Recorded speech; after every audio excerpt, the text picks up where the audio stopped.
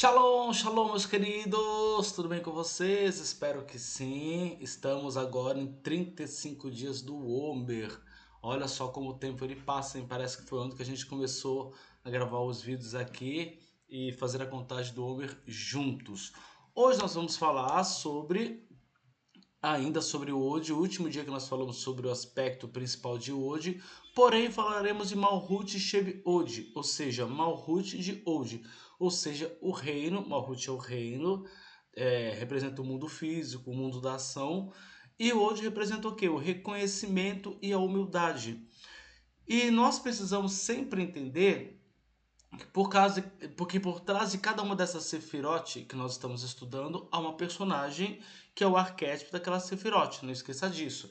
Então, quando você estuda a personagem, você entende profundamente o que é que aquilo quer dizer, porque você entende a energia daquela Sefirá.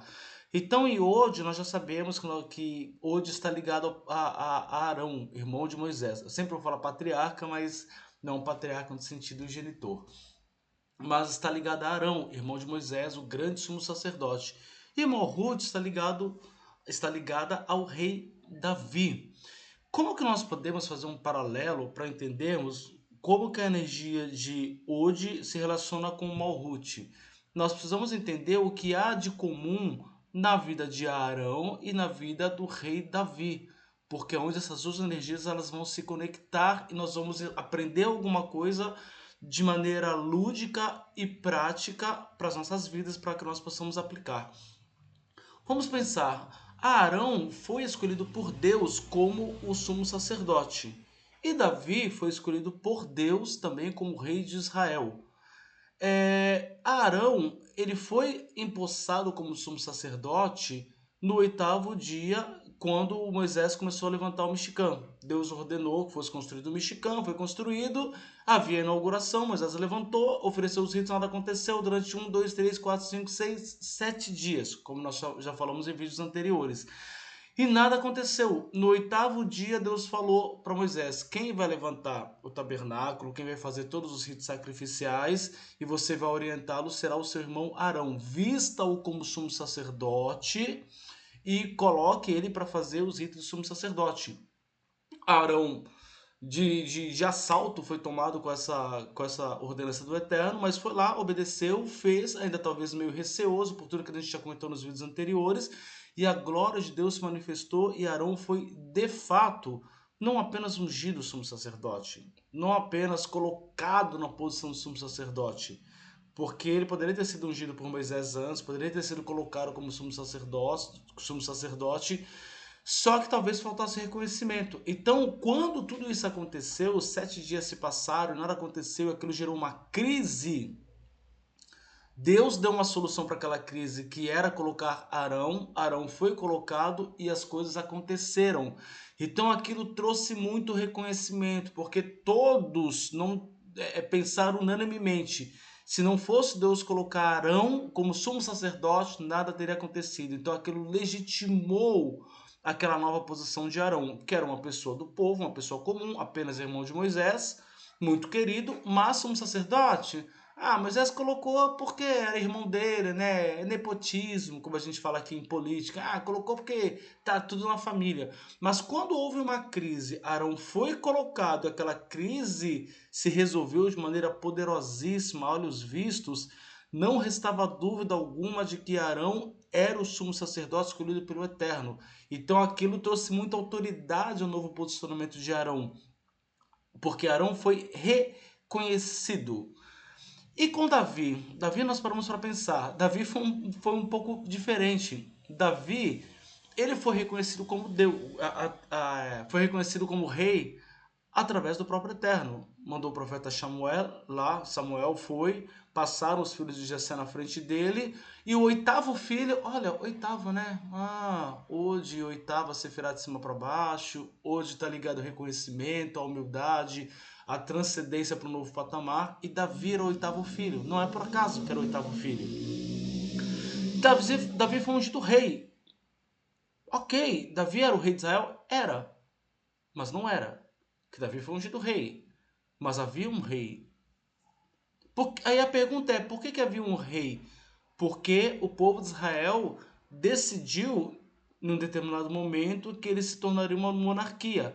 E escolheram para si um rei que foi o rei Saul. Então o povo reconheceu que Saul deveria ser rei e colocou Saul como o primeiro rei de Israel. Davi foi ungido rei pelo Eterno, mas Davi não teve reconhecimento algum. Reconhecimento algum nem dos seus irmãos. Seus irmãos continuaram hostilizando ele. A gente vai ver a história lá com o gigante de Golias, os irmãos hostilizando. Davi, o que você está fazendo aqui? Não sei o quê. Aí houve uma crise, que era o gigante Golias, Davi começou a aparecer, começou a ganhar terreno, começou a ganhar o que a gente chama hoje de capital político, casou com a filha do rei, entrou para a família monárquica, começou a ser perseguido, travou várias e várias batalhas, até que ele de fato se tornasse rei. Mas quando foi que Davi se tornou rei? Quando ele foi reconhecido pelo povo como rei. Davi, em momento algum, usurpou o reinado.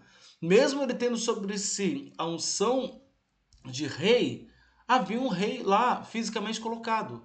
Então nós precisamos entender que Malhut é assim. Malhut é um mundo físico. O que acontece no mundo espiritual, às vezes, tem um intervalo de tempo enorme para que aquilo se manifeste em Malhut. E às vezes a gente pode ficar pensando assim, puxa vida, mas eu já fiz tanto, eu sou tão capacitado, eu mereci essa determinada posição na minha vida. E eu estou falando qualquer área da sua vida. E por que que ainda não aconteceu? Será que eu estou em pecado? Será que eu estou errado? E você às vezes começa a se culpar. Será que eu mereço? Assim como Arão, quem sou eu? Já fiz tanta coisa errada. E às vezes a questão não é essa. Às vezes é que você espiritualmente até está preparado sim. Você não deve perder sua confiança nas coisas que o Eterno tem te ensinado, tem te lapidado. Só que no mundo físico o recipiente ainda não está formado. Paremos para pensar. Por que que Arão se tornou o sumo sacerdote? Pensa aí comigo. Por quê? Porque Deus quis. Tá. Por que Deus mandou construir um tabernáculo? Construindo o tabernáculo, precisava se oferecer sacrifícios e ritos. Para oferecer esses sacrifícios e concluir esses ritos, precisava de um sumo sacerdote. Então, Arão, tudo que o Eterno criou através da construção do tabernáculo foi para que legitimasse a necessidade de ter alguém especificamente para uma vaga de sumo sacerdote. Só que se, mesmo tendo o recipiente já formado, o tabernáculo foi construído, se Arão fosse colocado de sopetão, talvez ele não tivesse unanimidade. Alguns iriam falar assim, irmão de Moisés, né? É cargo de confiança de Moisés, é tudo uma família ali, panelinha. Então, o Eterno criou o recipiente, o Eterno criou a crise necessária para que, diante daquela crise, todas as opções até então que seriam óbvias para o povo fossem esgotadas. E aí, Deus falou: é Arão. Quando Arão foi, Arão era, em tese, a última esperança de algo acontecer. Então, todos os olhos se voltaram para Arão. E quando Arão ele fez a coisa acontecer, porque era a vontade do Eterno, e o Eterno se manifestou, ninguém teve dúvida. E Davi? Davi também já era rei. E por que ele era rei? Porque o povo decidiu que seria uma monarquia. Então o povo criou um recipiente chamado monarquia, e para ter uma monarquia precisa ter um rei. Quem o povo escolheu? Aquilo que o povo entendeu através dos seus olhos que seria a melhor pessoa, mais bonito, mais alto, mais forte, alguém destacado, que era Saul. Não era Davi. Davi não era destacado como Saul fisicamente. Davi não tinha uma experiência de guerra como Saul tinha. Davi não era ninguém aos olhos do povo. Então, mesmo ele sendo a pessoa de maior potencial, com o coração completamente perfeito para ocupar aquela vaga, o Eterno sabia que Davi não tinha o recipiente completo. Não, ele não era. Mas o recipiente em Malhut, que é o mundo físico, o mundo da ação, ainda não estava formado. Aqui é o mundo da ação. As coisas demoram tempo, a gente está preso no espaço-tempo, as coisas demoram às vezes a acontecer. E às vezes aconteceu espiritualmente, mas fisicamente não está formado, a gente precisa ter paciência. E Davi, ele teve o quê? A humildade é hoje. A humildade de ficar no seu posicionamento, de fazer o que ele deveria ser o que deveria ser feito. Davi não usurpou o reinado em momento algum, mesmo sendo rei. Poderia ter matado Saul várias vezes, não fez, porque ele entendia que se ele tivesse que sentar no trono, e ele iria sentar, seria no tempo de Deus, quando as coisas estivessem completamente preparadas, para que todo mundo olhasse e falasse: esse é o cara que tem que sentar no trono. Para que houvesse o outro aspecto de hoje, que é o reconhecimento. E se ele usurpasse, ele não seria reconhecido. Ele teria aliados, mas teria muitos inimigos. Mas a partir do momento que o Eterno criou uma crise, ungiu Davi, e criou toda uma crise, todo um desgaste que o rei Saul fez acontecer, a culpa de Saul nesse caso, né? Ele que se perdeu no meio do caminho, Deus preparou o terreno e preparou Davi. Davi, nesse meio tempo, aprendeu uma série de coisas que ele não conseguiria aprender se ele fosse direto para o trono. Ele foi preparado por Deus, mesmo sendo ungido, para que no momento certo, na crise certa, na guerra certa, o rei morresse e o povo falasse: nós queremos Davi. O povo reconhecesse que Davi era a pessoa correta para sentar no trono. Então, meus queridos, finalizando por aqui, nós precisamos tomar esse cuidado. Hoje é humildade. Às vezes você já trabalhou sua humildade. Hoje é reconhecimento. Às vezes você merece reconhecimento, porque reconhecimento só vem de uma qualidade que você tenha desenvolvido. Tem como você querer um reconhecimento se você não está preparado? Vai ser terrível. Então você se prepara, você é a pessoa, tá ali no backstage ali, fazendo tudo acontecer, ninguém te reconhece nada, você começa a ficar com crise existencial e Deus não olha pra mim, nada acontece, a vida financeira não vai, relacionamento, isso, aquilo, tudo que eu faço. Não, para. Continua teu caminho. Continua teu caminho, porque na hora certa o Eterno vai criar a crise necessária e ninguém vai resolver. Eles vão olhar para você e falar: qual a tua opinião? E a tua opinião vai ser extraordinária. O teu movimento vai ser extraordinário, a tua ação vai ser extraordinária e todo mundo vai falar: como é que a gente não viu essa pessoa que estava o tempo ao nosso lado? A solução estava do nosso lado, a gente não enxergou. E aí você vai ter o reconhecimento de Malhut. Porque Deus te reconhece, de repente tua família te reconhece, mas o meio na qual você está, a Malhut na qual você está, não te reconhece porque ela não está pronta para te reconhecer. O Eterno vai criar uma crise, vai criar um momento para que você realmente apareça. E quando você aparecer, seja de maneira muito assertiva e as coisas aconteçam e não haja um resquício de dúvida na cabeça de ninguém de que você era a pessoa mais preparada para ocupar aquela posição, assim como foi com o rei Davi. Então, o reconhecimento de Malhut, ou melhor, o reino do reconhecimento é justamente isso. É trazer do céu algo para a terra. Agora, finalizando, que eu não posso deixar de falar isso, que é muito importante, por que Deus queria Davi como rei? Por que é que Deus queria Arão como sacerdote? Eu poderia deixar o vídeo aqui pausado para você pensar e você tirar a sua conclusão, mas eu vou dar um spoiler.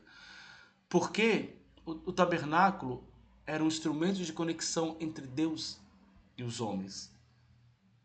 E o reino de Israel, sentar no trono, teria que ser alguém, um rei com o coração voltado para Deus, para fazer uma conexão entre Deus e o povo. Ou seja, o reconhecimento ele só virá nas nossas vidas quando nós entendermos que aquilo que a gente quer tem um propósito maior, que é trazer Deus para a terra. É uma pergunta que eu deixo aqui provocativa. Aquilo que você quer ser reconhecido, vai trazer Deus para a terra? Vai trazer luz para essa situação? Ou você quer reconhecimento só pelo teu ego, porque você merece? Porque todos os reconhecimentos que vêm do Eterno é uma, como é que a gente pode dizer, uma parceria, uma sociedade entre o homem e Deus. Você precisa ser alguém que conecte o céu com a terra. Davi conectou o céu com a terra quando sentou no reinado. Arão conectou o céu com a terra quando ele vestiu-se de sumo sacerdote. Então, isso só vai acontecer quando nós entendermos o nosso papel, que não é apenas o nosso ego, é o nosso papel em virtude do papel que Deus quer exercer no mundo através de nós. Se você não contou o Homer, colocar para nós aqui o texto. Hoje são 35 dias que perfazem 5 semanas já do Homer. Oh, meu Deus, está acabando, é tão bom quanto o Homer. Nós vamos corrigir. Ah, eu errei o texto ali embaixo. Nós vamos corrigir o defeito que nós causamos em, não é Yesod, em Malhut Sheb Od. O vídeo não é editado, mas você é inteligente, você consegue. Então, o que você causou em Malhut Sheb Od, tá bom? Qualquer coisa pega o título do texto aí, do vídeo. Meus queridos, Shavuot Tov para vocês. Se Deus quiser, amanhã a gente se encontra mais uma vez para continuar a contagem do Homer sobre um outro aspecto e que tenha sido muito proveitoso para você até agora a contagem do Homer, porque para mim, eu vou confessar, tem sido muito proveitosa. Esse Homer tem sido realmente espetacular na minha vida, por isso que eu falo demais, que eu quero compartilhar tudo que eu tenho sentido na contagem do Homer.